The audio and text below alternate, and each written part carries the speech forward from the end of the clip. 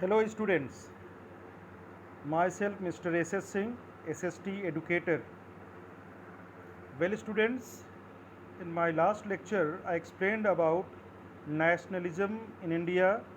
In that lecture I explained the meaning of nationalism. In this lecture I am going to explain the idea of satyagrah. Before I start teaching you the idea of satyagraha, I will explain, I will peep, I will tell you about the political and economic situation of India. हम आपको ये जो महात्मा गांधी जी का सत्याग्रह वाला concept है इसके बारे में एक्सप्लेन करें, उसके पहले मैं आपको बताना चाहूँगा कि भारत में उस समय की इकोनॉमिक और पॉलिटिकल सिचुएशन कैसी थी। तो first of all I will tell you about forced recruitment, लेकिन उसके पहले मैं आपको बताना चाह रहा हूँ कि see what happened. First World War started in 1914. Actually, in fact, the First World War started on 28 July 1914, and it was fought till 4 years. I mean, it ended on 11th November 1918. In 1918, on 11th November, it ended. So, this First World War, the World War was fought for 4 years. So, what happened when Britishers they were fighting this war? Actually, there were two groups, two sides were there. On one side, on one hand, there was central powers. On the other hand, there was allies. There were allies. So central power and allies, two groups were fighting this world war. और मैं आपको ये भी बता दूं, आप हमारे इस स्लाइड में देख सकते हैं कि द allies became विनर. चलो ठीक है, वो तो कौन इसमें विनर हुआ कौन हारा वो बात की बात है, दूसरी बात है. Here I am going to tell you what was the impact of this world war on India. See, Britishers ने क्या किया, भारतीयों को फोर्स किया आर्मी ज्वाइन करने के लिए, लेकिन Indians they were not ready to join British army. क्यों? क्योंकि उनको मालूम था कि India is not going to get any benefit out of this war. उनको जो है इससे कोई बेनिफिट तो हमको तो कोई बेनिफिट मिलने वाला था नहीं. इसलिए Indians were reluctant, they were not ready to join British army. So they were forced. This, see here you can see this slide, in this slide how soldiers they are fighting, they are going on war. So I am going to explain about forced recruitment. So Indians they were forced to join the army. This is known as forced recruitment. I think it is clear to you. आपके लिए ये new term है, इसको आप ज़रूर learn कर लें. You can be asked question also कि what is the meaning of forced recruitment. तो when Indians were asked, they were forced to join army, that is known as forced recruitment. ये जो फोर्स रिक्रूटमेंट हुआ, इस कारण से भारतीय लोग अंग्रेज़ों के खिलाफ हो गए, उनसे नाराज़ हो गए. इसके अलावा इंडियंस की कुछ और प्रॉब्लम्स थी. एक प्रॉब्लम क्या थी, वो थी failure of crops. In many parts of India there was crop failure of crop, and due to failure of crops prices of food grains went up, started rising, और इतने बढ़ गए, they just became doubled. I mean there was too much increase in the price of food grains. Between 1913 and 1918 जो food grains की prices थी वो double हो गई. Now people they were not able to purchase food grains, तो ये भी समस्या आ गई. दूसरी उनके सामने दूसरी जो हार्डशिप थी, जो प्रॉब्लम थी, वो क्या थी, इन्फ्लुएंजा एपिडेमिक की. उसी समय क्या हुआ, भारत में जो है एक बीमारी जैसे अभी चल रही है ना, कोविड-19 की पैंडेमिक है, सिर्फ भारत में ही नहीं है तो पूरे विश्व में फैला हुआ है। ऐसे ही एक कफ एंड कोल्ड की बीमारी, इन्फ्लुएंजा जिसको हम बोलते हैं, 1913 में भी आई थी, और वो भी बहुत बड़े पैमाने पर people, large number of people were affected by that influenza, that is why it was declared as epidemic. So लगभग हम कह सकते हैं 12 to 13 million people perished in that influenza epidemic. एक तरफ लोग मर रहे थे, बीमारी से मर रहे थे, दूसरी तरफ उनके खाने पीने की समस्या थी, और उधर अंग्रेज जो क्या कर रहे थे, उनको ज़बरदस्ती आर्मी में भर्ती कर रहे थे। तो इन सब के कारण भारतीय नाराज़ थे अंग्रेज़ों से। क्यों? क्योंकि that time India was being ruled by Britishers. भाई हमारे शासक कौन थे, हम गवर्नमेंट कौन था, ब्रिटिश। तो पब्लिक क्या चाहेगी कि हमारी जो सरकार है वो हमारी समस्याओं का समाधान करे, सोल्यूशन निकाले, but government was not able to give any solution, and that is why they were suffering, Indians were suffering. और वो इंतज़ार कर रहे थे कोई ऐसा नेता उनको मिले, कोई ऐसी पर्सनैलिटी मिले, कोई ऐसा मसीहा मिले जो उनकी समस्याओं का समाधान कर सके। ऐसे में महात्मा गांधी जी का अराइवल होता है। आप इस स्लाइड में देख सकते हैं अराइवल ऑफ महात्मा गांधी, जिनके डेट के बारे में मैंने मेंशन कर दिया है, very important date. Mahatma Gandhi who had gone to South Africa, he came back from South Africa in January 1915। और साउथ अफ्रीका में जब महात्मा गांधी वहाँ पर काम कर रहे थे, तो वहाँ भी अंग्रेज़ लोग जो थे, वाइट और ब्लैक लोगों में बड़ा लड़ाई झगड़ा हुआ करता था, रेसिस्ट वाली लड़ाई वहाँ पर थी। तो उस टाइम महात्मा गांधी ने वहाँ पर सत्याग्रह या मास एजिटेशन को स्टार्ट किया था, एंड उसमें काफ़ी वो सफल भी हुए थे, he was successful in that mass agitation. तो when he came back to India, he wanted to join politics, but his political mentor Gopal Krishna Gokhale advised him not to join politics immediately, but what he advised him, he said कि एक बार आप पहले भारत का भ्रमण करो, just visit various places of India and understand the people of India। और इसीलिए महात्मा गांधी लगभग 2 सालों तक पूरे भारत का भ्रमण किए, यहाँ के लोगों से मिले, अलग अलग सेक्शन के जो लोग थे, सोसाइटी के अलग अलग सेक्शन के जो लोग थे उनसे मिले, उनकी समस्याओं के बारे में जाना, समझा, और फिर उन्होंने क्या किया, एक नया आइडिया, कौन सा आइडिया, सत्याग्रह का आइडिया उन्होंने स्टार्ट किया।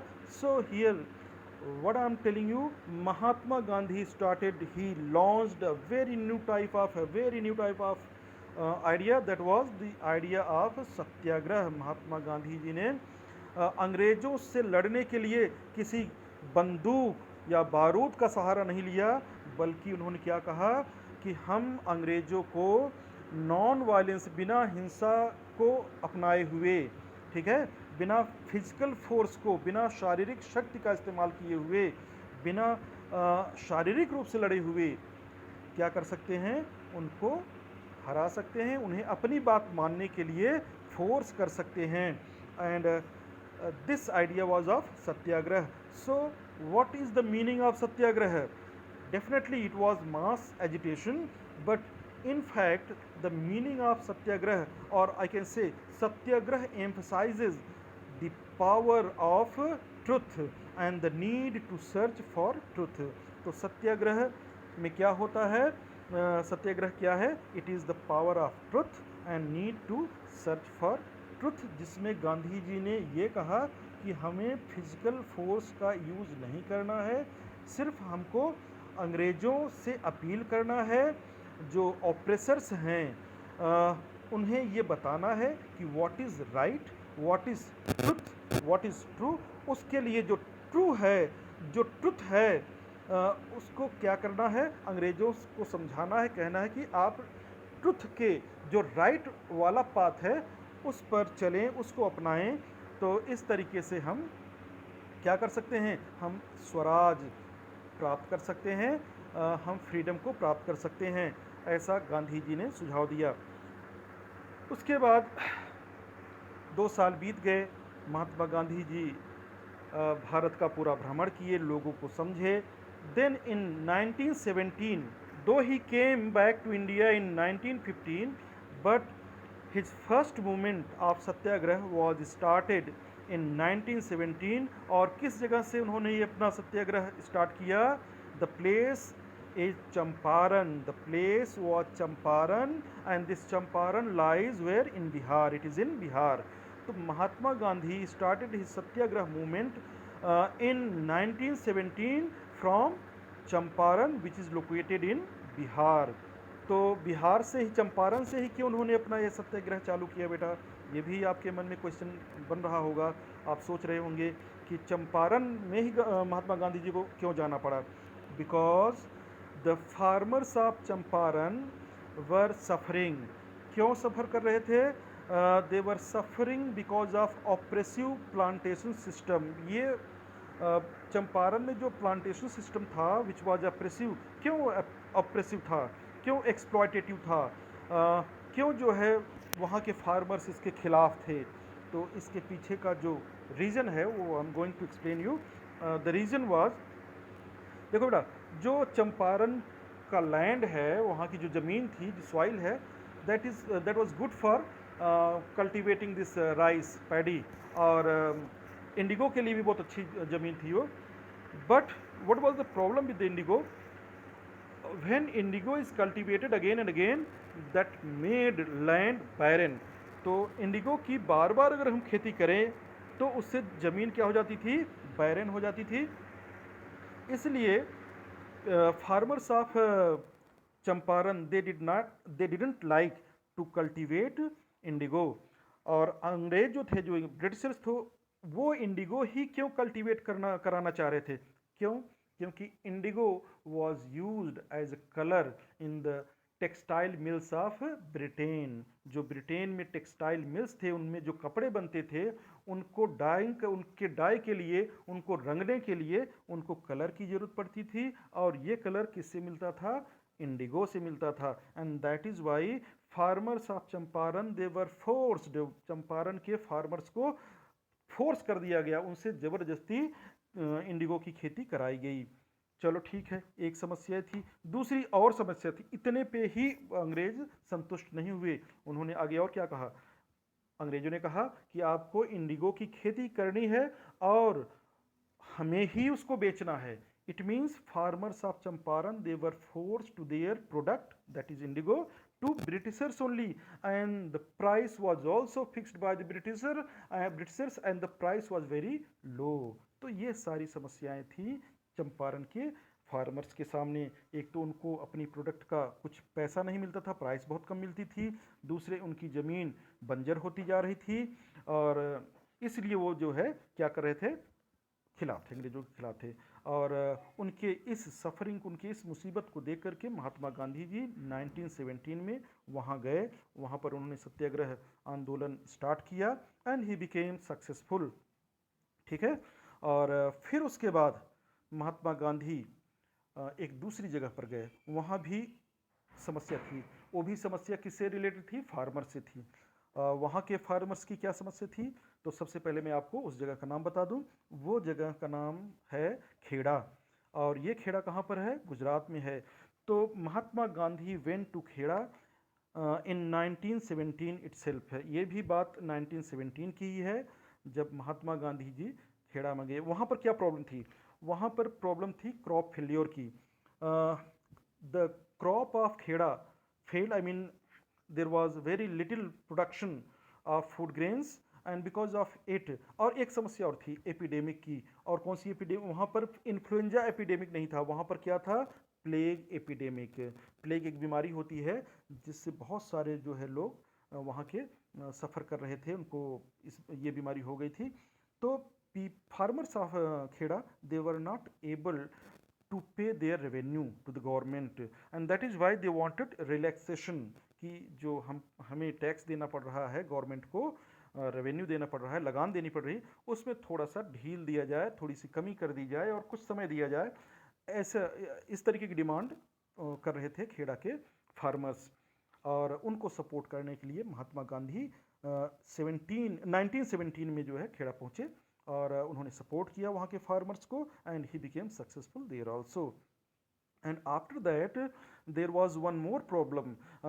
The problem was with the workers of mills of Ahmedabad की ये समस्या है, और this is the incidence of this event took place in 1918.